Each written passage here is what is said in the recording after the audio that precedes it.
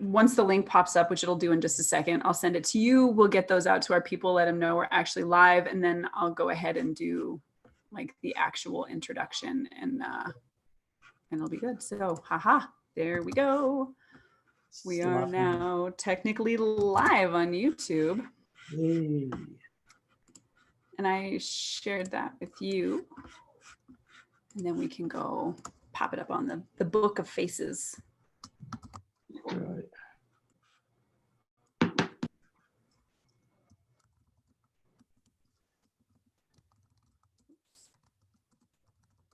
And that gives our peoples a chance to show up as well. I'm gonna have to do it on my, can I do it on my phone? Should be able to. I just posted one too and tagged you if you just want to share it, if that's easier. This isn't my computer, is it? So it's not my Facebook. Yeah. Sarah's here. Chris is here. Hey guys. Hello. All right, let me just share this before we. Yep, you're totally good. All right, while you're doing that, let me pull this up and I will give our introductions. We'll make sure that people got a little bit of time to get here real quick. Shared. Done. This is always the slowest part of everything. Someday I'm gonna have the I'll do the software where like we have all the fancy stuff. Yeah. What's the fancy stuff? So it's like you have like separate streaming software where you can do everything in advance and then you just show up and like the links are already there and it's like really nice and stuff, but I don't want to pay for that. So Manshare, no one wants, no one needs that stuff. We're going dirt cheap for now. Yeah. All right, cool. If everything is good, let me close this up real quick and we will start technically. Ooh. All right, guys, welcome yet again to the Social Hour. My name is Nicole. I'm a photographer, an author, and a digital artist. And today I am hosting Clinton Lofthouse here on the Social Hour. He's a creative director, a photographer, and a digital artist based in the UK. His award-winning photography has been featured by outlets like Scott Kelby, Phlearn, SmugMug, and Dark Beauty.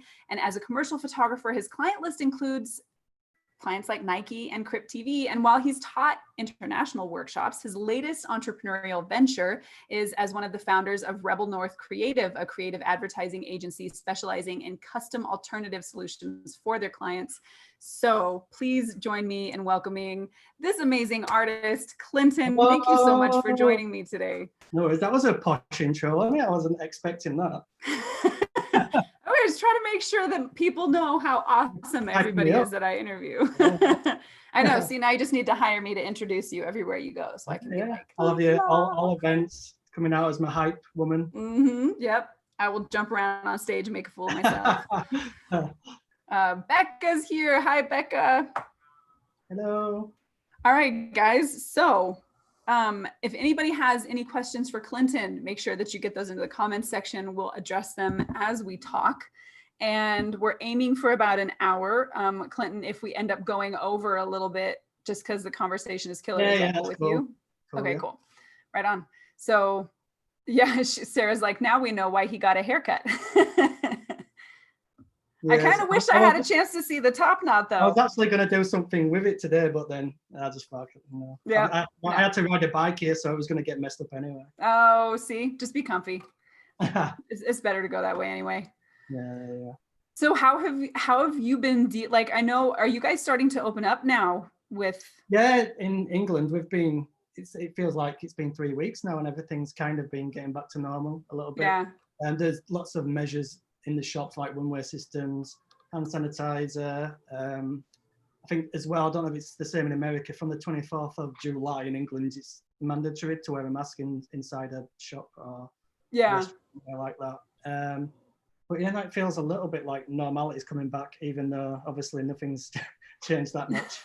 So you guys are still kind of having higher numbers, like our cases still going up, or are you guys, is it making headway? I stopped watching the news. I don't watch the news anyway, but I turned off notifications for anything to do with COVID, because it felt like it was weird because I would go on Google and I wouldn't type anything in, and coronavirus would just pop straight into the search bar and start showing me all these things. So I was like, yeah, let's get rid of all this. Yeah, I can't blame you.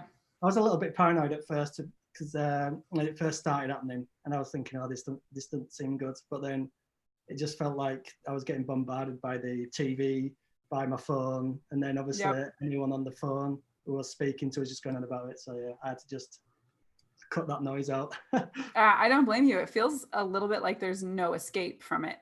Yeah, I mean, now I've stopped cutting it all out. Then to be fair, I don't even really know what's going on with the with the numbers of people infected or what's going on there. Yeah, I just now and again I'll go on Facebook and I might see something, but apart from that, yeah, I'm just kind of getting on with things, being cautious and getting on with things. Yeah. So have you been shooting at all, or are you kind of still waiting for that? No, obviously I've got like a few different things I can lean on. As soon as like the photography work kind of had to stop because of COVID, then I just lent on the editing side. Right. So and I was actually pretty busy editing wise. So I've been pretty busy all the way through really. So I've been quite lucky, to be fair. Yeah. Because if I was just a photographer, I would have probably been screwed. Right. Yeah. But that's awesome. Yeah. So what made you transition? Was this kind of what made you decide to go forward with building the advertising agency? No, I've actually been thinking about that for quite a while. I don't know what, I think that was always my end goal to do that, to start an agency. But I think when I went full-time freelance, I think after kind of working full-time freelance for a year and a half, and then kind of reflecting on everything, and also like the money and how much you have to work, I just thought it doesn't seem something, it's not a long-term thing. Right. I believe, unless you're earning 20 grand off a job for taking someone's photo, which is not always, I mean, some people get to do that, but I wouldn't say most photographers don't get to do that. Right. So I was thinking, it kind of, if I start going into the agency work and becoming a problem solver instead of a camera tech, someone who comes with a camera and takes photos. Right. The money is in problem solving. It's not in a lot of people think it's in the final thing, so the photograph, but it's actually not. It's in the solving of problems. You can solve someone's problems, you're going to get paid a lot more money than coming with your camera and taking a photo of someone. Sure. So I'm moving from the mindset of like a freelance artist to the mindset of a problem-solving entrepreneur. Gotcha. And then just being able to include photography and art in that as a piece of it rather than the main thing. It's part of the jigsaw puzzle. So obviously the end goal is always content, so visual content. But a lot of people miss out the beginning bit, which is the strategy part. A lot of people, like I used to do it myself. Someone would come to me saying we want some images. I wouldn't ask them any questions really, just a few little questions, and then I would just start creating images. And I'd be creating it how I want to create things. But what you need to do really is you need to speak to them, and you need to have like workshop sessions and dig deep down into the brand, the positioning, who their audience is, and all that kind of thing. And then you need to create then the visuals based off the research and discovery what you've done. So it's targeted to a certain audience or to who they want to reach. And I guess, and that's where the money comes in the strategy part. Right. And then so you charge for the content after as well. So you're getting paid twice really. Yeah. Yeah. So have you found that the people who are coming to you so far, are they are not coming then with already, because I know sometimes if you're working with a brand, they already have brand strategists and they have, additional things. So far the people you're working with are kind of, that's part of the solution for them that you're providing. So if the brand comes to me, what's already got the brand identity kit, but what someone's already done, I still have to do some strategy, but for the content. So I still have to do a little bit of content strategy to work out why we're going to create what we're going to create and who it's going to. But I don't have to do any of the brand stuff, which is already done. So it's not as much strategy, but yeah, there's still some strategy in there. Sure. But yeah, again, when you get a company what has some kind of branding, but they've not spent a lot of time on it, that's usually when you go in and do the deep research and discovery in the branding. And then all the stuff you uncover then is how you then go forward with creating the visuals and the content. Sure. So we'll dive a little bit more into kind of running the agency and stuff later, but I want to just kind of backpedal a little bit and go, so you are originally from York, born and raised, right? No, I'm from Yorkshire. I Well, live in sorry, I York, said yeah. from the town of York, No, but Yorkshire, I live in York now. Shire, town, Yeah. small. I live in York now, but I'm originally from Bradford. Okay. But that's also in Yorkshire. Right. So York is the capital city of Yorkshire. Right. But Bradford is like a ghetto city somewhere further down. So I managed to escape that place and get to the posh place. Gotcha. Okay, so you're from Yorkshire then, born and raised, yes?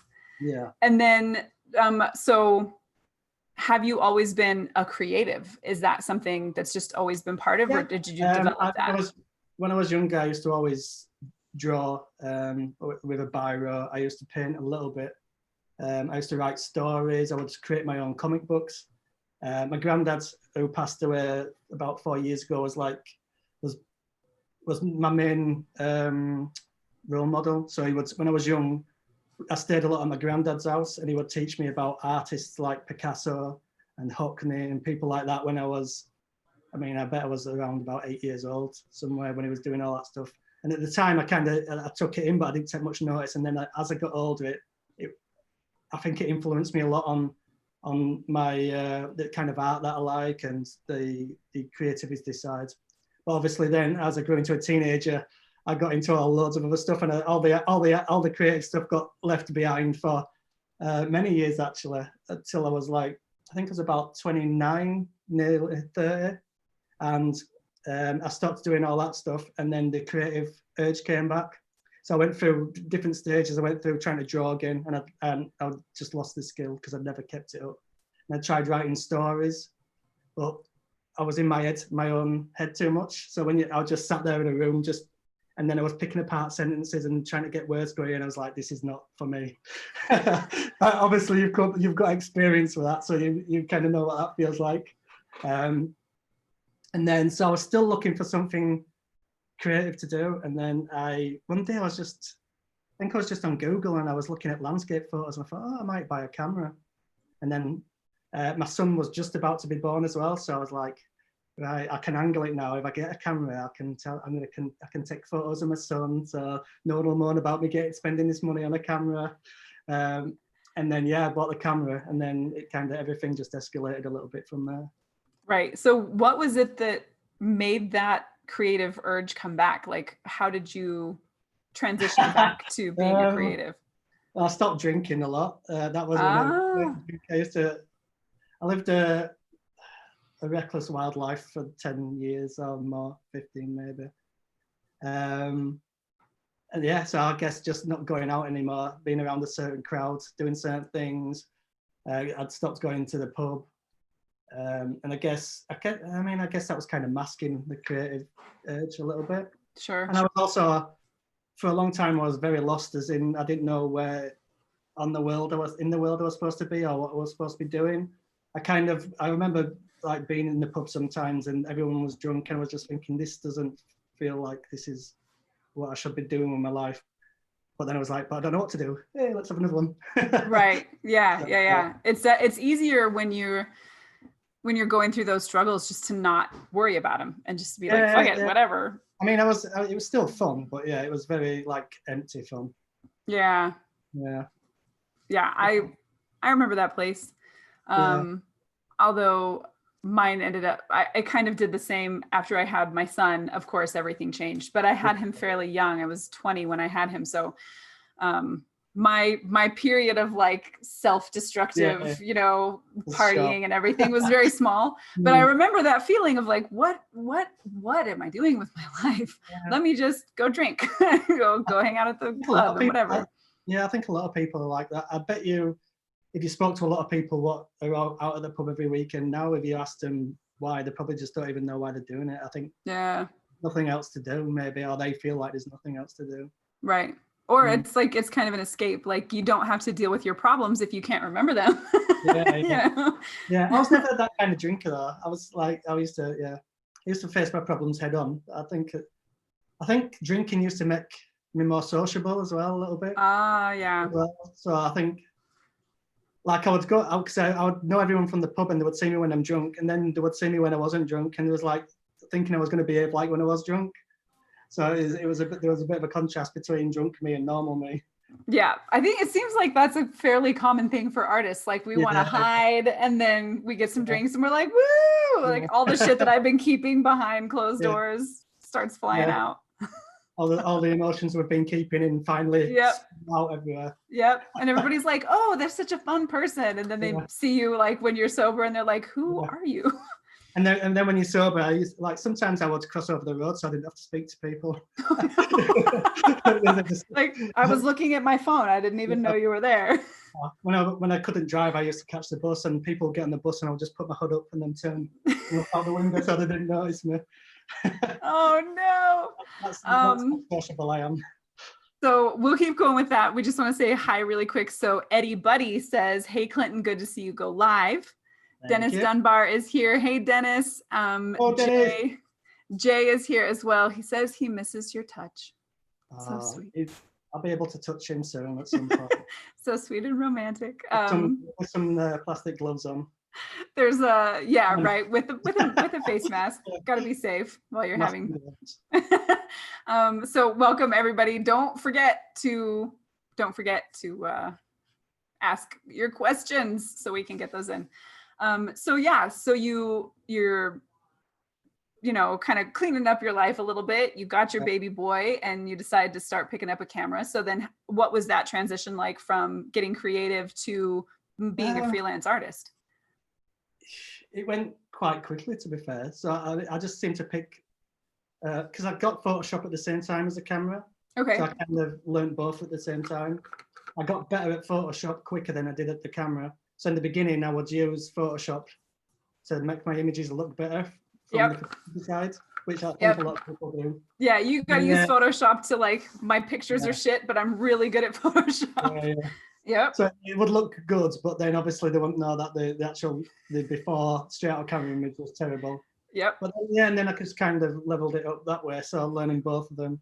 And then I'm sure I got within, it might have been a year or maybe even before, started getting followers on social media, so Facebook a little bit. I think I got published in a magazine.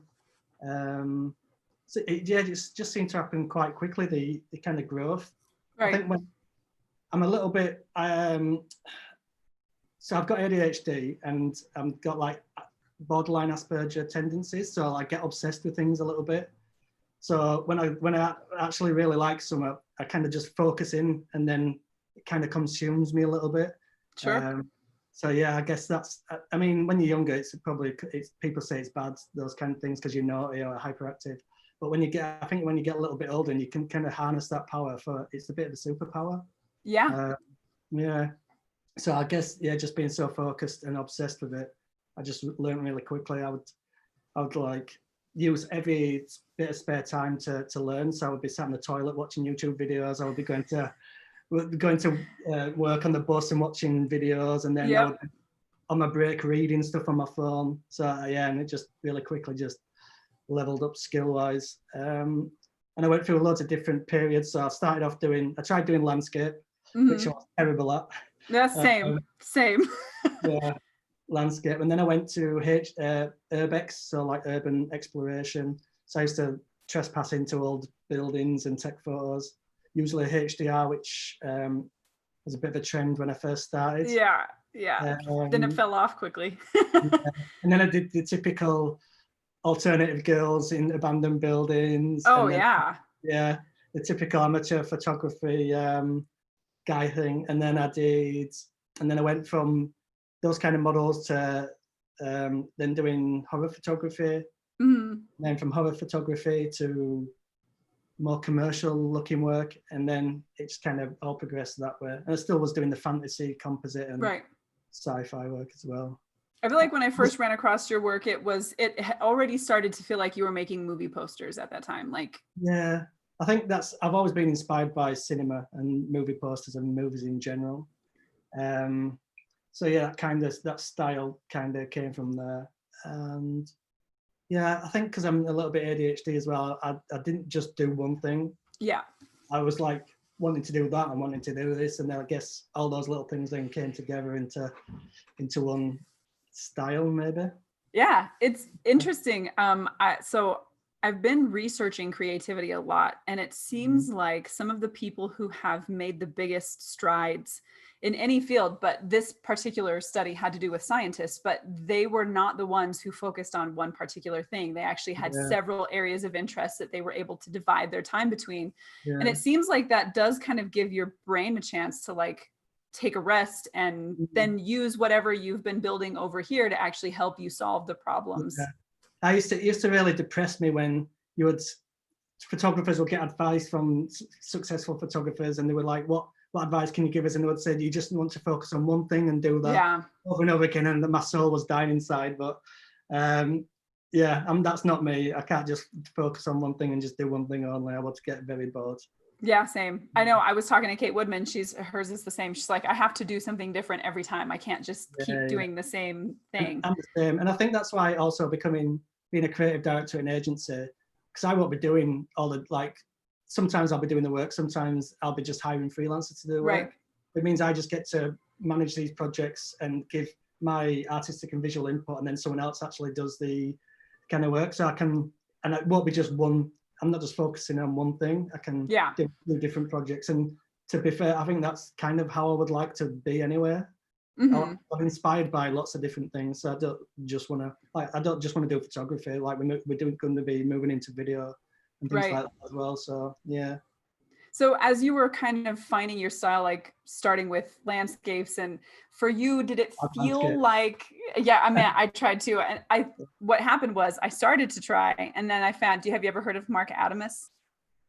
It sounds familiar. He's like the most amazing landscape photographer ever. I found his work and I was like, fuck, there's no point in even trying. 500px and all the beautiful landscapes on there. I was like, how are they actually doing this? And then they realized you had to get up really early. And I was like, yeah, maybe I'll try something else. Yeah, or like get up really early and for a few days, and then like, oh, the sky was great this day, but the flowers were great this day. Sandwich those together. Yeah.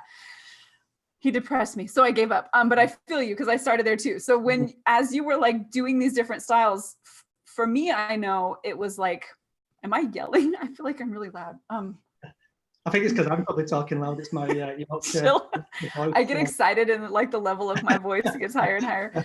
But I know for me, it was like I would do a thing and I'd be like, yay. And then it kind of like the excitement for it would slowly peter out until I was like, I don't want to do this anymore. Yeah, I think that was the same. Yeah. Yeah. You never, go ahead. I was going to say, like, and I always, even still to this day, I usually, when I've created something, I always hate it as soon as I've created it. So I'll create it and then I'll go, I hate it. And then I literally, what I do now is I'll finish something and then I just go and leave it for 3 days and then I come back and look at it.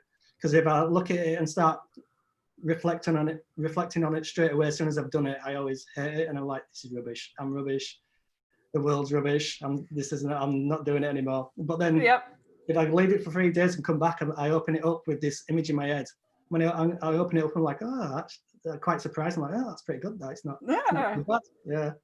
I do. Mine is, I finish it and I'm like, this is the best thing I've ever made. And then I share it. And then I come back to it later and I'm like, why did I share this? It's terrible. Yeah. And then if I have a long period of time, if it's been like months since when I was working on finishing my second book, I didn't shoot for a long time. And then I came back to my work and I was like, I'm actually pretty good at this. Yeah, my photography is actually pretty good.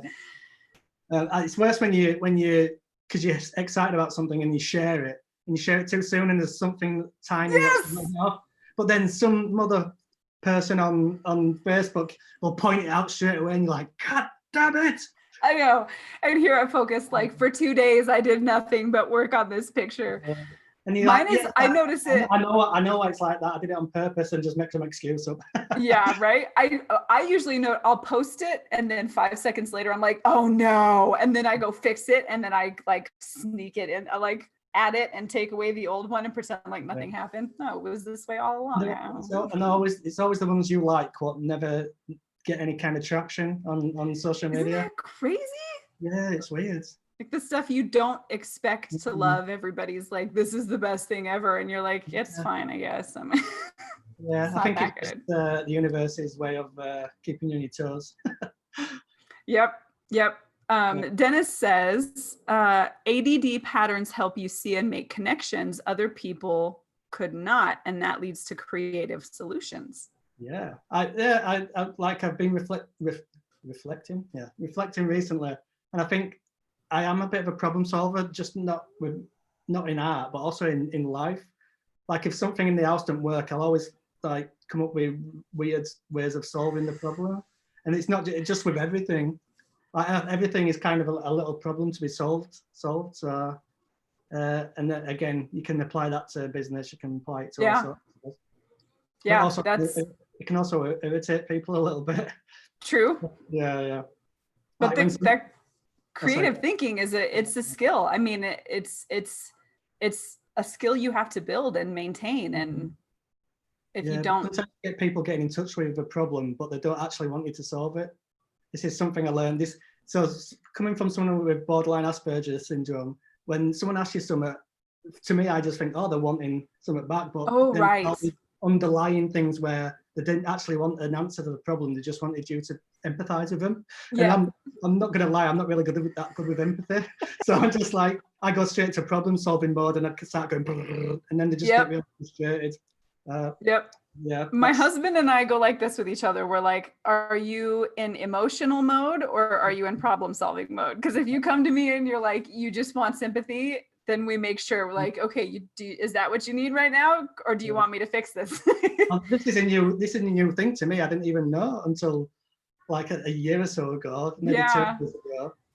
But then, like, if I did ask that question and they said it's an emotional thing, I'd be like, oh, okay.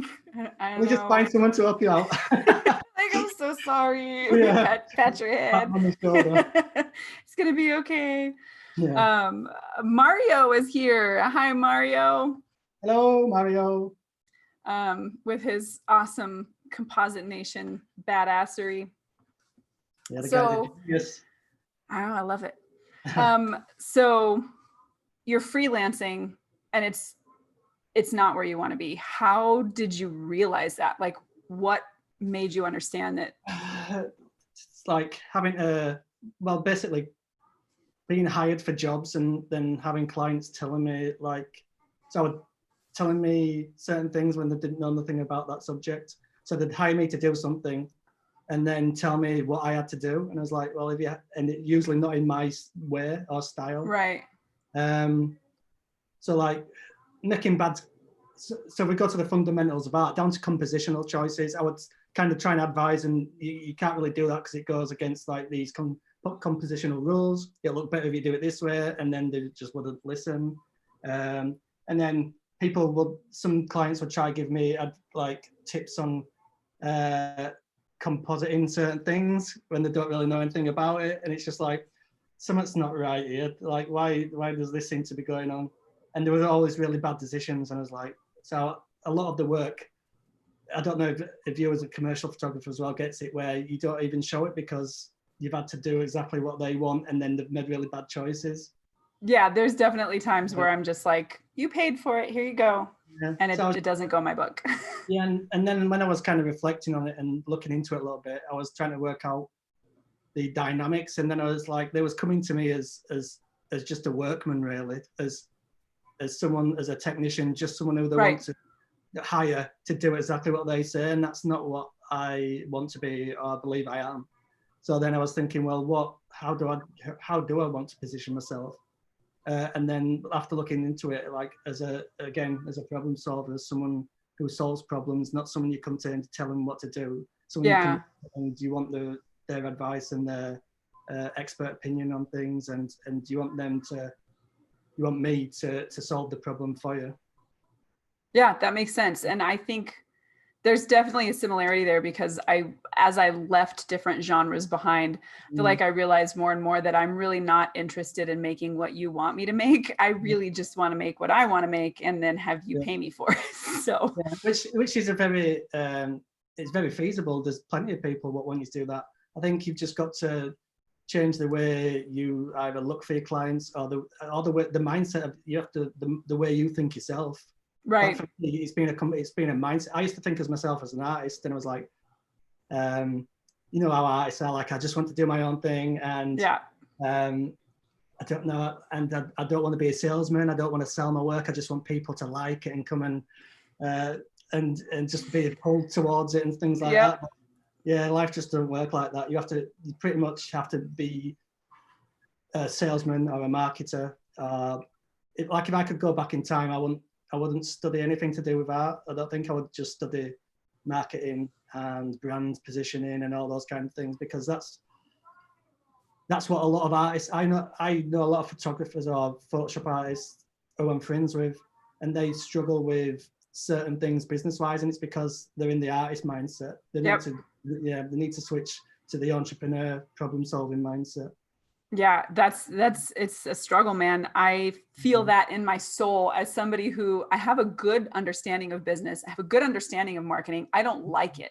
So I will hide by doing the art stuff and being like, and then complain when I don't get the job because I'm like, I was the same. And I think throwing myself into full-time freelance made me have to like adapt really quickly, because when I quit my job, I had no savings. I literally had nothing, not a penny to my name, and I quit, and then I felt like this is the right time. Yeah. And then because I did that, I was like, when I quit my job, and then like the first week I was like, right, what do I do now? And then I just researched marketing, Googled all the business side, and then created systems and routines, wrote up templates for myself to follow. I started being more strict on my daily routine. I got up at 5:30 in the morning. I did the old cold showers and meditating and all that kind of stuff. Yeah. And it actually worked. Discipline and structure and routine are your best friend. Everyone complains about it, but for me, I find it gives me more time to do what I want, because I've done everything I needed to do early in the morning, and I get all the important work done. And then if I wanted to just have the rest of the day off and go wandering in a field somewhere, then that's completely fine, because I've already got the main bulk of the work done. Yeah, I love that. And it's something I know that I need to do, that I struggle with, because I surround myself with lists that I don't follow, right? Like I have all of the things planned and then I don't do it.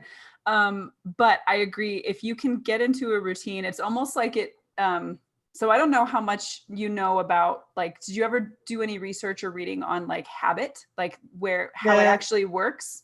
Well, no, I haven't actually. I've got that book bookmarked on my Amazon, but it's like a specific amount of days to build a habit, isn't it? Is that the one? Yeah. And it's basically, it's in your basal ganglia. So it's like in a part of your brain that you don't actually have access to, and it runs kind of the subconscious functions.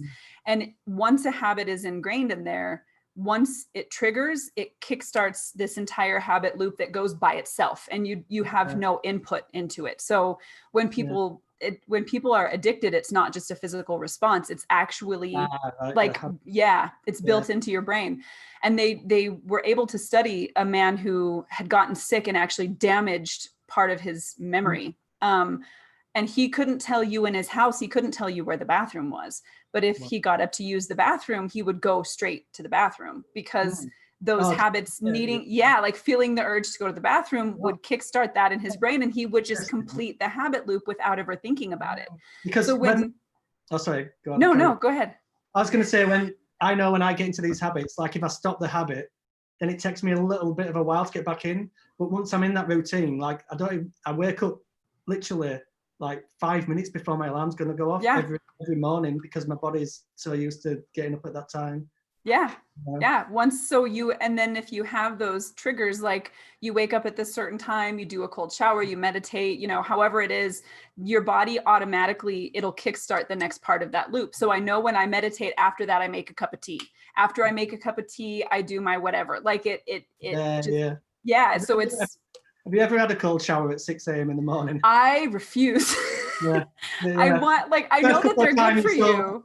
First couple of times your soul leaves your body, but after that you get used to it.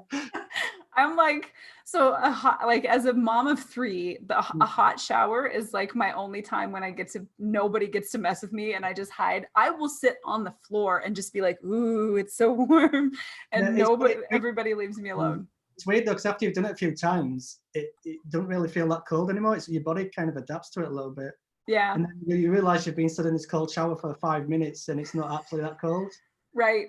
Yeah. And this also, it's supposed to help you build your brown fat, which is like the healthy, like, there's loads of benefits. It's good for anxiety. It's good for your immune system. It's good for is it inflammation? Mm-hmm. Yeah, inflammation. Yeah. Did you see, like, have you noticed specific like improvements after you started taking cold showers? Yeah, definitely. Just felt better. It's hard to kind of put it into words, but you know, it just felt a lot better. Also, it kind of it's like having a coffee in the morning as well. Right. It jolts your system awake as well, so you kind of get this really awake feeling afterwards as well. Sure. So if you have that and then you have your coffee as well, your shotgun coffee, right, then you're good to go, right, for the rest of the whole day. So I just want to get to a couple comments real quick before I keep following this train of thought, because I think it's going to be really valuable for photographers. But Reality Reimagined is here. Hi, David. He says, making what we want and getting paid for it by someone else. That's the dream. Yes. Yep. And it seems like it's it's more of a rarity. Dennis said, being freelance or having your own business forces you to confront a lot of issues. Like marketing, getting clients, etc. 100% true. Mario says, cold shower in the morning are amazing. You feel so much energy. I knew Mario would be on it. Gets you out of your comfort zone and you feel happier. Immune system gets stronger, better blood pressure. Yeah. I heard that's how he invented Composite Nation. He was having a cold shower. Just like, so aside from, which I would definitely encourage photographers to do, but aside from like building yourself a healthy routine that like gets you in a good place to start the day, what are some other things that you've learned during this process that you think photographers really need to take advantage of? Because it seems like the business side is where you're seeing the most benefit. Yeah, business side, confidence, the way you speak to yourself internally. Like another thing what I tend to do is affirmations, and even though it sounds like a load of crap, it definitely it's like habit. Like, so when you repeat these things over to yourself, so if you're a person who has lots of negative thoughts about yourself or your work or just life in general, if you do affirmations, eventually, because it becomes habit, before the negative thought comes into your brain, or it might pop in for a second, the affirmation will pop up at the same time and kind of cancel it out. And I've noticed for negative self-talk, it works quite a lot. You just need to work out where you're going to do it. And like, I used to do it while I was jogging, and then people would be near me and I'd just feel stupid as I'm chanting these little things to myself as I run past. But yeah, it kind of reprograms your brain a little bit. And it's like a little reminder that your brain's like, it's evolved to think that way. It's not actually, because you feel that way, it doesn't mean it's true. Your brain's just evolved that way to stop you from getting hurt and from predators. And it's not really evolved enough now for modern people to.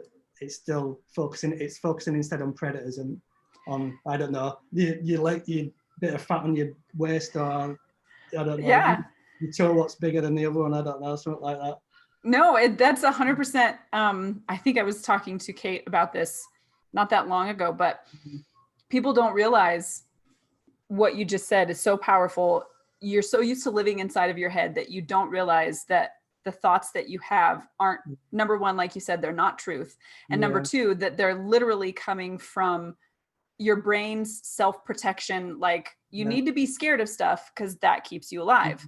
And so one of the things you need is a good self-image. And if you go try this thing, you're going to fail and everybody's going to hate you, you know? So it's not a truth. It's just your brain being like, safety, safety, safety, safety. And it's safety and emotion. Just because you feel something, it doesn't mean it's true. So, and a lot of people kind of work on emotion. And I used to be very, well, I wouldn't say emotional, but I was kind of driven sometimes by, like my reactions would always be quite dramatic to certain things when I was younger. And that's another thing, as you get older, you kind of learn to control how you handle things and how you react to things as well. Yeah. And again, that's just by, I mean, I suppose age helps a little bit. But yeah, just like thinking before you react, or if something happens, thinking why you reacted that way, and just kind of thinking a little bit deeper into things. Right. So just taking some time for self-reflection. Yeah, definitely. Yeah. Like there's loads of times, sometimes I might be on social media, and part of me is just wanting to be compulsive and write something back, but then the other part, now I've got used to it, I can just kind of come away from that, give myself a little bit of time, and then I'll think, why was I gonna do that? Yeah. It's an ego thing. Yeah, it's like the ego. Oh yeah. Yeah. So do you find with dealing with negative self-talk, how did you discover that you were doing that in the first place? And then you did affirmations once you realized that that's what you were doing, or? The affirmations came when I had like a big spurt of kind of what felt like growth, not externally, but internally. So I started doing all the meditating, I did the cold showers, and affirmations was a thing I started doing. I think that's actually when I kind of noticed that the affirmations worked. Right. Yeah, because I mean, everyone has negative self-talk, but I used to have quite a lot of it, and I suppose I didn't always listen to it, but it was always kind of there in the background. And then when I started doing all these things, kind of little things, they all kind of compounded into just feeling really good in a way that I've not felt before. I think I think it was all because it was all internally. Right. Like, I've really done a lot of work internally, I don't think. Yeah. So when I did it, I kind of again had like a growth spurt internally, and kind of realized a lot of stuff. And did you see that a corresponding then growth in like your work, your business, all of that kind of stuff? Definitely. Yeah.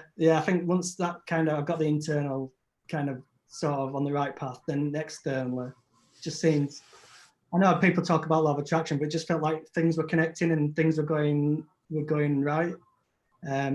But I guess it's just kind of logical, really. If you start behaving differently, everything's going to change.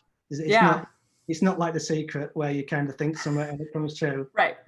But like science-based law of attraction works because it's just cause and effect. If you act differently, people are going to react differently, and the situations you're in, you're going to react differently too. So yeah, I mean, if you're spending your time telling yourself that your art sucks and that you're never going to sell, and that, you know, everything you do falls apart, and then you go talk to a potential client, that's what you're radiating. You're radiating that you believe all these terrible things, and they're not going to be able to believe. Why should they hire you? As an Englishman as well, like for some reason, the English always put themselves down, and it's kind of ingrained into English people. I think, like when I'm around Americans, I used to think, oh, why are you all so confident? Like you're also confident. Why? Thinking, what's like, going look at on? You. and then there's like the English people just have this. I don't know. It's just ingrained to us to be kind of deprecating. Deprecating, that's the word. And just kind of, like it used to make me embarrassed when people commented that they liked my work and give me compliments, which again is a weird thing to do, isn't it? Yeah. Like, yeah. But I've kind of got past that now. So I'm not one person who brags about, but I'm just quite, if someone compliments my work, I don't feel bad about it. You should be able to just be like, thanks.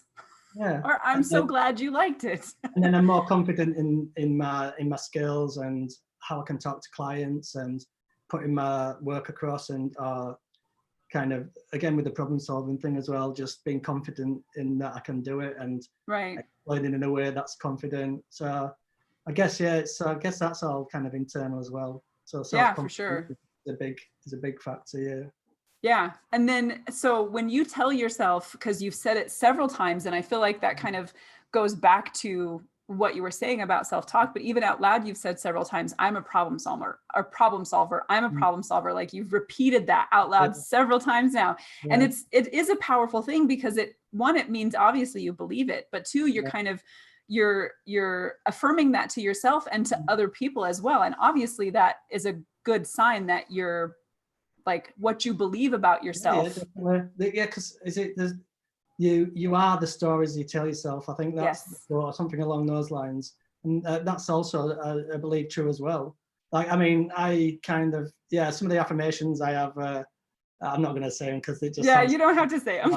But again, it's just repeating kind of that mantra to yourself, and it's more of a reminder, I think, than it is anything else.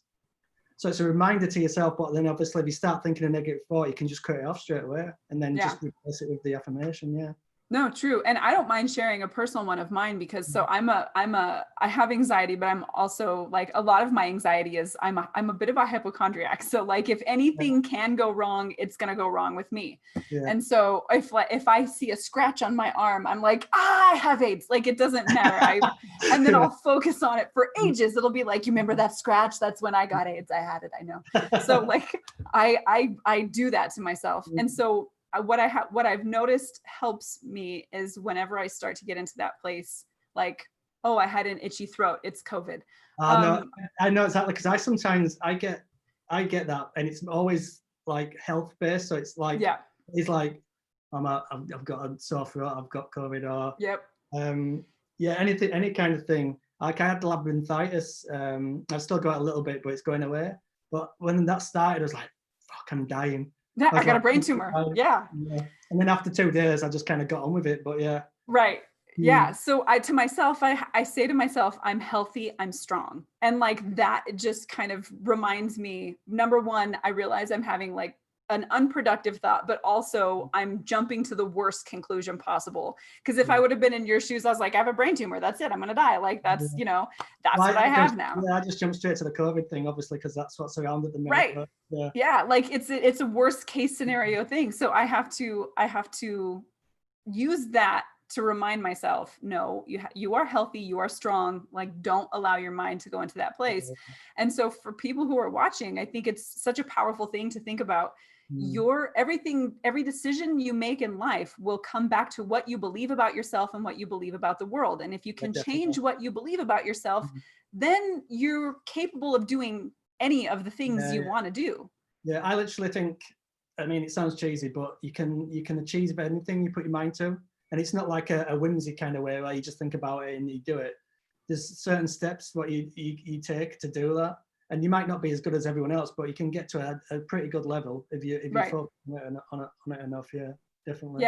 Yeah, for sure. And if you change the way you think about yourself, that changes the way you present yourself to other people. Yeah, definitely. Mindset is like, again, so like marketing and business, and then mindset, I would say they're probably for freelance artists are like the two main things. I know a lot of artists, sometimes are just really like they don't put an image online because they're worried what someone's going to say, and I just think, I don't know, it's crazy. Yeah, because I think you're tied so much to your work at that point. You feel like if somebody doesn't like your work, they don't like you, and that means you're terrible. And everybody is living in constant fear of being told that they are not good at what they want to do. Yeah, I think this mindset is definitely a big one as well. Do you have any, like, to start changing your mindset, did you have any resources that you relied on to do that? Like, were any books or like podcasts or anything like that? This comes down to my little obsession like things, or I kind of so if I have a problem, I'll just find ways of getting around that problem. However, so that could be just like a lot of research, reading books, Googling things and finding decent, good sources to get tips from, watching videos on it, podcasts on it. I just kind of consume myself with the information. And even though sometimes you don't think you're learning anything, like I've been learning a lot of brand strategy and marketing, and I've been consuming everything I can. So again, every time I sit down to eat, I'll have YouTube and watching videos. I've got loads of books I'm reading. I listen to podcasts when I'm driving, sit in the toilet and watch videos. Yep. And sometimes I feel like it's not going in. And then like literally the other day, like I had a client meeting with this guy, and I just opened my mouth and all this information just came out, and it was just like, I wasn't even saying it, it was just coming out. So it does go in. You just need to consume yourself with whatever you're trying to do or learn. Yeah. Were there any podcasts or books that you would recommend particularly for people who want to start changing their mindset? So the book I got was called, what is it called now? It's by Aubrey Marcus, and he's the founder. Oh yeah, I know of Aubrey Marcus. Yeah. Yeah, it's called, I think it's, what's it called? It's basically like a roadmap. Is it Own the Day, Own Your Life? Yeah, that's the one. That was a really good one. And then I would say that's the best one to start with, because it's like a guide or a roadmap telling you why you need to do these things every day, and it's all backed up by research and science. And then I listen to all sorts of podcasts, like Joe Rogan podcast is also a good one. The guy, what's he called now? I listen to so many. There's I can't remember the names. But have you ever watched Impact Theory? That's the one I was going to say. Yeah. Yeah. So like A Growth Mindset by Carol Dweck is like one of the ones that I see recommended a lot. Yeah, I've never heard of that one. Yeah, I think it was one of the first kind of in that category that really gained traction and helped people realize what a growth mindset is. But well, if you anything to learn, there's always a podcast on it. Yeah. You can learn while you're doing something. So it's passive learning. So you can be doing something and learning at the same time. So like driving or cleaning the house or something along those things. Like I listen to audiobooks or podcasts while I edit. Yeah. With a book, sometimes I read in bed, but if I wanted to consume that information throughout the day, I wouldn't be able to, because I can't just sit down for 5 hours a day and read books. I'm all about that. I will listen to stuff while I work, while I do dishes, while I clean, while I drive. I've always got something.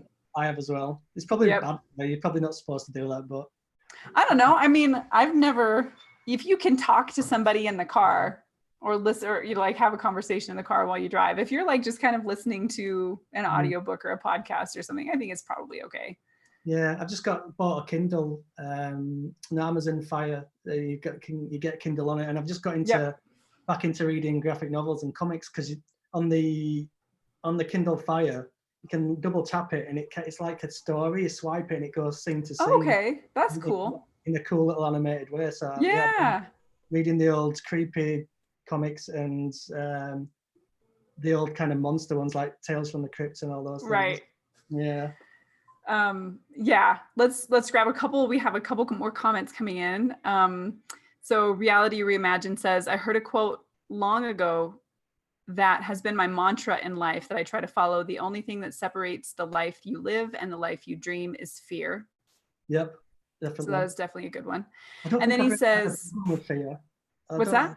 Fear, I think I have that much of a problem with it. Like That's I might good. feel it, but yeah. I mean, I do, I feel it, but it's never really stopped me from doing things. I think mine is less actual physical fear and more apprehension. And then I want to always try to think my way out of it. And I spend all my time thinking instead of doing. So I've realized that for me, that is my hurdle. Like I just have to go fucking do the thing. And then if problems crop up when I'm doing the thing, I'll handle them as they happen, instead of thinking of them all in advance and being like, what can I do so that nothing ever bad happens? And that's just not reality. I just kind of do it anyway, even if I'm not ready to do it. And then I just think, well, it'll either go well or it'll be a funny story to tell people. Yeah. Well, or you learn something, right? And then come back to it later. And then so his question for you, Clinton, is any recommendations for resources on starting a regime of meditation? Oh, meditation. So for meditation, I use an app called Insight Timer. So it's got thousands of free guided meditations on, or you can pay a little bit and you can do courses what guide you through. I'd say that's the best one. I've never read about meditation. I've just I just went straight into practicing it and then got better at it as I went along. Sure. Again, with my brain, because it's a bit ADHD, it's all over the place. Sometimes I have to meditate for 20 minutes because I have the first 10 minutes trying to stop my brain from thinking about stuff. And then the next 10 minutes, is then usually when it gets a little bit more peaceful. Right. I would say Insight Time is probably the best thing for meditation. Cool. I will also just throw in and say Calm is a really good app for that as well. I think I tried that one. Is that paid? I usually go for the you have a few simple ones that you can get that are not paid, but if you decide you want to pay, then they have a lot of stuff, which is good too. So that's at least one to think about. Oh, Mario's leaving. He says, "Gotta go, guys, but I'm really enjoying a lot hearing you. Love you both. Finish the replay after eating. Thanks for sharing this. Thanks for being here, man." Yeah, so cool. And I'm gonna check out the one that you just mentioned because Calm is great, but you do have to pay for it. Yeah, I've pretty much started just listening to the same one over and over again now. What works for me is it's the sound of the waves crashing against the coast, and then there's a woman doing a guided meditation over, and she's got the most meditation sounding name ever. It's something like Glenda Cedarleaf or something. She's gonna guide me down the path of meditation. Glenda Cedarleaf. Nice. So let's see, and then Bobby says, my favorite life quote by Pitcher Satchel Paige: "Ain't no man can avoid being born average, but there ain't no man got to be common." Yeah, I like that. I've never heard that's that a good one. Yeah, I like that one. So you kind of start moving into some self-improvement stuff, and you're going down that road, and you're seeing these kind of comparable like growth in business and your work as well. And then what you're doing that, and then now you are heading this creative agency. So what was that tipping point? Like, what brought you to the point where you're like, okay, it's time now to move forward with this idea? I just got tired of being told what to do by people who shouldn't be telling me what to do, I think.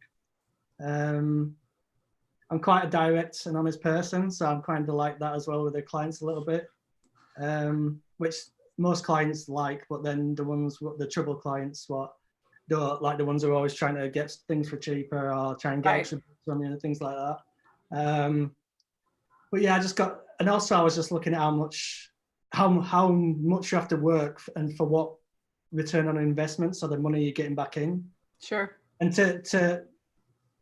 you can't be doing this forever at this working this kind of rate and getting that kind of money, and also living like and having freedom. Like you don't want to be chained to your computer all your life. And I think as a freelancer, a lot of the time you are going to end up doing a lot of work to keep that money coming in.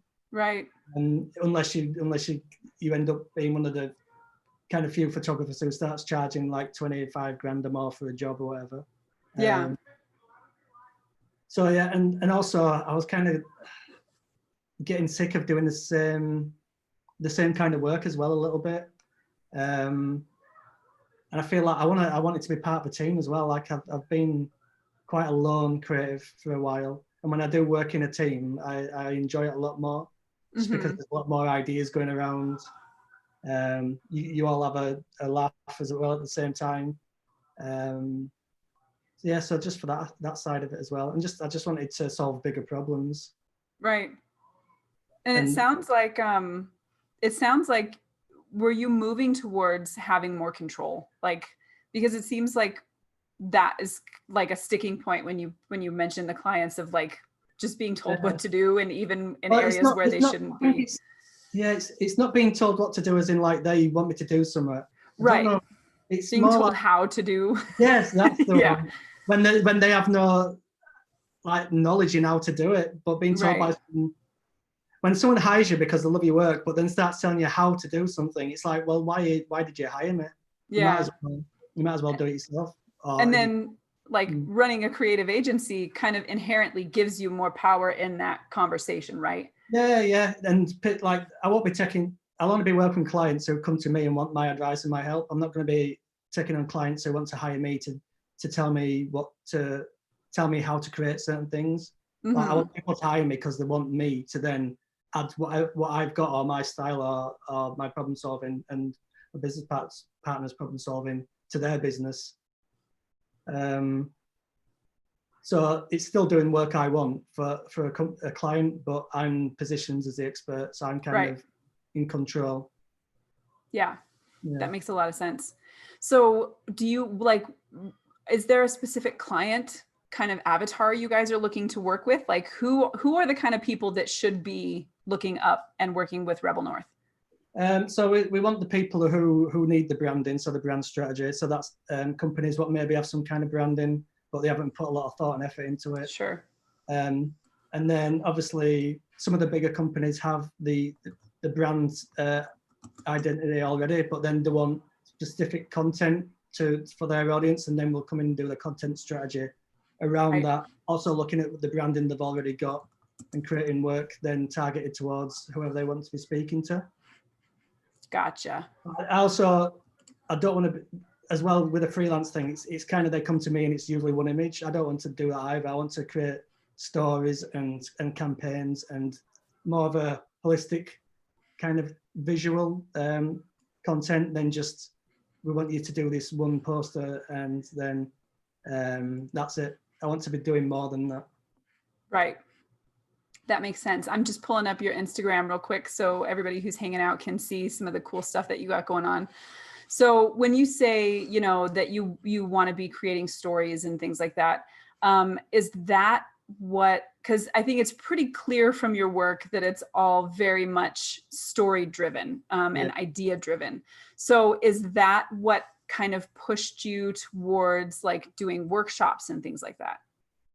Yeah, I kind of, I like teaching people anyway. I like passing on knowledge because it's quite fun when you see someone's face when they kind of, something clicks and then they can work out, they've been struggling for so long to work this little thing out and they just needed like the middle piece of the jigsaw just to fit it in, and then they've got it. So I kind of liked that thing anyway. And I think the more you share knowledge, you also get to learn from people there. Like sometimes they'll tell me things what I didn't know as well. Oh yeah. But I kind of believe in the just being open and sharing your knowledge and then leveling up together. Not being one of these secretive people who try and keep everything to themselves. Yeah, for sure. So going from there, and now you have Hollywood Processing out with or through. Did you partner with Neostock? How did that work? Yeah, so Neostock, the guy who owns Neostock is a good friend of mine anyway. So we've been wanting to do something together for quite a long time. We're just waiting for the time to be right. Right. So we put together the Hollywood Processing, and then Neostock added some components to it as well. So obviously composite artists always need resources to actually create composites. So we thought, as well as doing the education side, we'll also give them a big bunch of stock images and background images and model images, so they can obviously then take the information they've learned and then go and create some cool images. Right on. Have you found that having those composite skills has made a difference for you in getting work during this time where you don't have access, like you cannot go out and shoot right now? Yeah, I would say if it wasn't for the Photoshop side, I would have been probably in trouble because the photography work dropped completely off. I had a few people get in touch about work afterwards, but they're still being very cautious about that kind of thing. So yeah, if it wasn't for the Photoshop and the editing and the compositing, I would have probably been stuck. Yeah. Are you looking at this point, is everything from here on going to mostly go toward like Rebel North, or are you still going to kind of freelance on the side? Or I've still got a few jobs what I need to do, which I kind of agreed to do before, but I'm turning down a lot of work now, which just the stuff I don't really want to do. Right. Just kind of the lower freelance kind of jobs what I used to do. I'm turning a lot of them down, and just focusing on the bigger picture. Right. Yeah. So in the future, like with Rebel North, are you guys thinking that you're more like of a development company where you want to kind of help people develop that thing, or are you going to try to expand and like aim for great big clients, or do you guys have a vision for what that's going to look like? Yeah, obviously everyone wants to work with the big clients. So yeah, we're going to start off and grow using hopefully mid-size businesses and getting the get a lot more case studies in and get the referrals and things like that, and then kind of build up that way. From when I was freelance, I kind of had to put in loads of systems and routines into place anyway, which we can kind of then just take that from my freelance and just adapt it to the agency, but on a bigger scale. We've got like a small team now of people that are going to be doing sales. We've got social media, like a social media person as well, doing some of the social media marketing, and a guy doing design for the carousels. Because obviously, the thing about when you kind of become a creative director is you don't have to do everything yourself. As a freelancer, you're doing everything. So now I'm just kind of saying, right, you do this bit, you do that bit. And then it's actually it feels quite good because I don't have to focus on it then. I can just focus on what I need to focus on. Yes. But yeah, and we also want to be an agency, but we also kind of want to be a brand ourselves, which is what we're going to be focusing on as well a lot more, is becoming a known brand. Because when I kind of did a lot of research on competition in England, and there's a lot of brand agencies will all look very similar, and you can't really tell what their USPs are. Just look, I don't know, it's very boring to go through the website. So we decided that we didn't want to be like that kind of agency. We want to do the big work, but we also kind of want to have a brand ourselves as well. Right. But like when you go to the website, I mean, our website's a lot more kind of bold and colourful, and just a lot different to a lot of the agency websites we went through. A lot of the agency websites looks like, you know, the really boring sales adverts you get on TV where people try to sell you insurance. Yes. Yeah, that kind of thing. Yeah. No, I noticed when I was kind of perusing through here before, there's definitely a feeling of, you know, color and life and like outside of the norm. The service, I think the services pages is quite good as well. I mean, I'm saying this, I designed the website. I felt it was good, so. But yeah, it's kind of very visual. Is a lot different to the agency websites that we looked at. A lot of them, looked like insurance websites. Right. It's super boring. So one of the things I did want to touch on too before we go, which everybody, we are coming up, we have already passed our hour, so we have to start winding it down. So if you guys have any additional questions for Clinton, make sure that you share those now so we can make sure that we get them in before we go. But one of the things you mentioned I want to touch on, which is something I have written about before, but never seems to get the kind of response I hope, is that so many photographers do not build systems in. And so you've mentioned that a couple times. Can you explain that for people who don't know what you're talking about when you talk about having systems? And then can you kind of let everybody know how that actually affected your ability to get work done? I think it's kind of like building a workflow. So it's kind of like a workflow in Photoshop, but instead it's a workflow for your daily routine or how you run your business.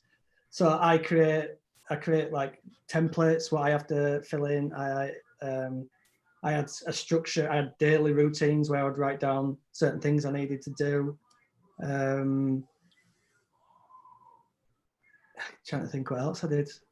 It's just a very structured way of working, so I don't forget anything that I need to do. Trying to think of other systems.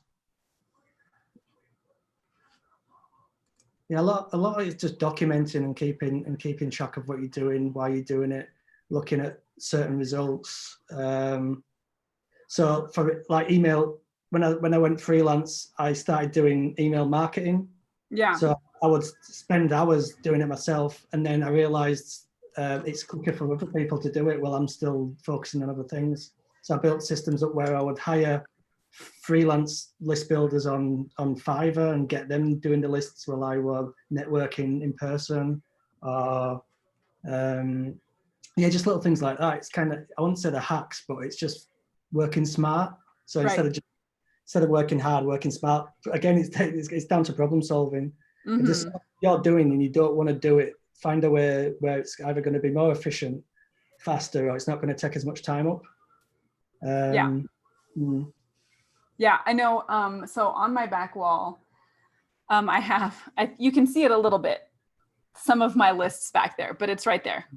So that is basically a systems board that I have for every shoot that I do. I have a list of things that I do for every single shoot. So I have like one shoot, hype the shoot beforehand, actually do the shoot, make sure I get behind the scenes, get the model releases, do the social media posts, edit the behind the scenes, put them on stock sites. Like I have a list of the steps that I need to take for every single shoot that I do to kind of maximize the profitability of the shoot all the way around. And you can put those in anywhere, right? Like you were saying, you had to build something for your email so that you actually could stay on top of things and get things done.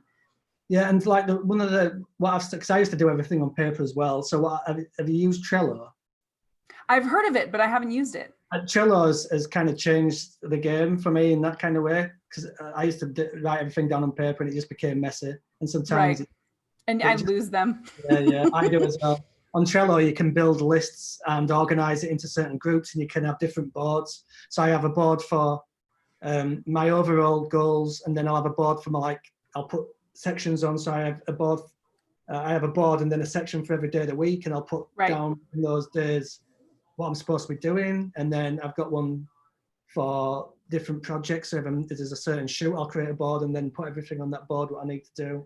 So just structure and routine is your friends, because it stops you from missing things you would miss, makes you more efficient because you just look at what you need to do. And if you were just trying to remember it, you would probably forget loads of things. And then just creating as well templates for certain things. So if you're doing something over and over again, just create a template for it so you can then just run through it, or even if you need to sign things off as well. Right. Or like your email is a perfect example. When you sent it to me, I was like, I'm going to steal this email because it's so good. Like telling me exactly what I had to do, what I could do, how to promote things. I was like, I'm having this one, so I saved it. I'll just change the logo or something, or change the name. Right. I'm just like, it works good. Just wait till I send you the post. Wait till I send you the post-interview ebook. Oh yeah, that's another thing as well. I was impressed by that. Yep. It helps. It's good for you because it allows you to show the people that you've thought this through, and this is how we can maximize this. But then it's good for everybody because they get to be able to maximize their use of the interview and leverage that for themselves. And if they do good for themselves, that means they're doing good for you too. So you have, everybody's winning. Also, there's no guesswork either. I literally do everything I needed to do, which again, if you're a photographer and you create these things for clients, they're going to have the same kind of confidence and kind of, oh, this is impressive. Right. From you doing that with them as well. Yep. Makes perfect sense. So as we near the end of having to shut everything down, I always like to end this interview with you can ask me a dodgy question. It's not dodgy. It's not always easy to answer, but the question is, what is your why? What is it that drives you and motivate you to do what you do?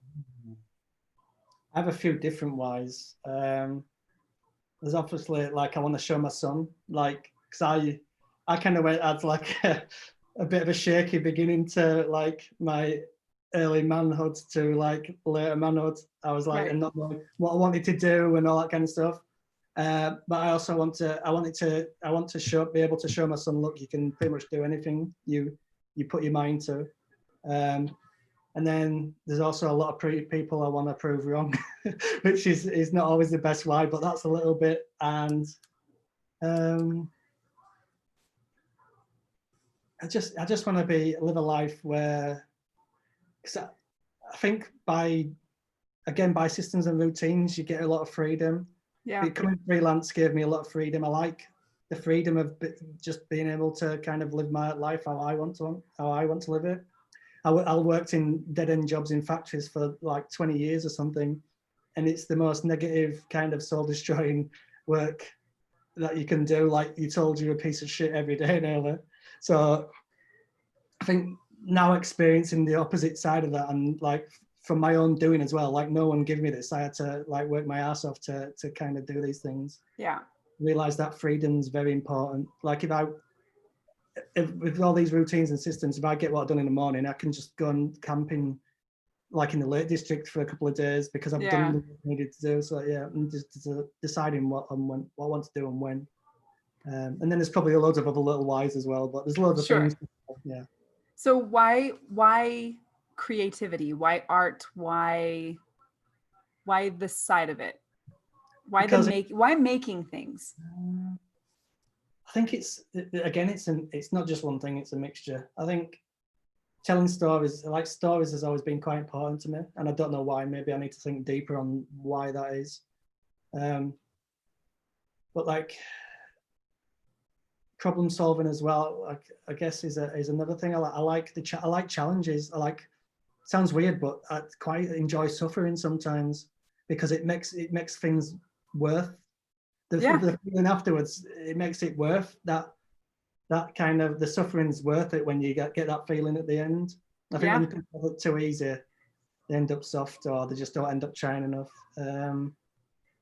I don't know. I'm kind of rambling on now. Yeah. No. I think that's an interesting point, and one we probably don't appreciate often enough. But the truth of it is, if you don't have to struggle for something, you don't appreciate it. That's just because you can't. If you're given a thing, you might be able to appreciate that somebody was kind to you or that they thought of you, but you don't appreciate the thing in the same way as when you had to fight for it. There's just a deeper level of connection there. Yeah, and there's something when you're actually in that struggle, because you know you're struggling, it then makes you work even harder. It's like a weird thing going on in the brain. Maybe it's something again to do with the kind of Neanderthal brain. I don't know. Maybe could totally be like an evolutionary thing. Yeah. I feel like if we learned more about our brains and the way that our body works, there are so many levers we could pull. Like if you recognize, David Goggins is. Yeah.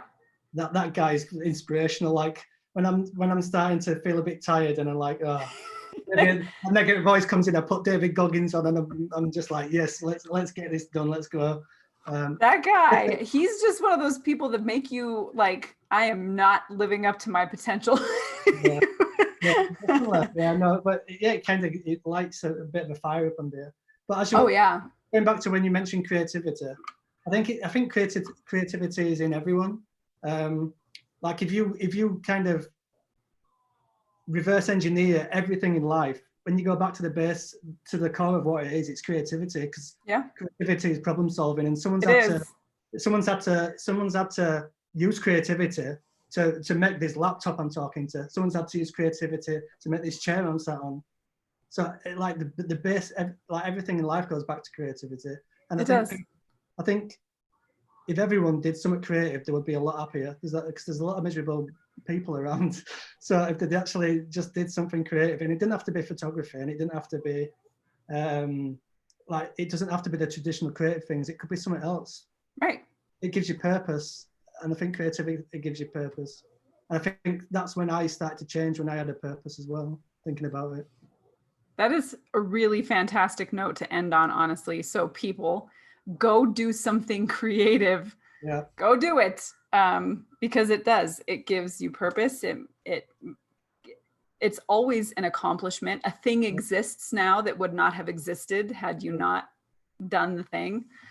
And that's in my first class on creativity. That's actually what I tell my students, is that creativity is problem solving. It doesn't always mean making a pretty thing. It often means figuring out a way to do something and thinking your way outside the problem so you can approach it from a new angle. So I hope people take that to heart, because you don't have to be an artist to be creative. No, you just have to use your brain. That's literally it. You just use your brain. A lot of people kind of don't do that as often anymore because they're getting spoon-fed by media, or they're just sat on Facebook for hours just commenting to other people's posts. It's like, get outside and just use your brain a little bit. Yep. Agreed, man. All right, guys. Thank you to everybody who was here. multiple Davids. We had Chris, Eddie, Mario, Sarah, and Molly, and David, and Dennis, and Becca, and just everybody who was here. Thank you guys so much for hanging out, for your awesome questions in the comments section. Everything that we have talked about, from, you know, Clinton's website, his Instagram, in addition, Rebel North Creative, and also Clinton's Hollywood processing tutorial with Neostock. All of those links will be in the description below, so you guys can, you know, snag that, go follow him, grab that tutorial. If you have any interest in, you know, building composites and doing that kind of work, he's the guy that you want to learn that from. So go do that. And then I will also actually go ahead and put a link to a couple of the things that we mentioned, like Growth Mindset by Carol Dweck, some of the other books, just so that you guys can have an easy way to find that stuff if you don't want to, you know, do the hard work of Googling. So I'll include that stuff below, because it is worthwhile. And if you guys have find this content helpful, like I say every single time, please, if you can hit the like button, if you could share it with somebody you think would find it useful. And if you want to keep hanging out for these interviews, just subscribe and then hit the bell, because you'll get the notifications when a new video is up. And next week on the 21st, on Tuesday, at noon, I will be here with Lillian Liu, who's an amazing fantasy photographer who creates the most sublimely beautiful things. She's also an award-winning musician who plays internationally. She's pretty much a Renaissance lady. She's incredible.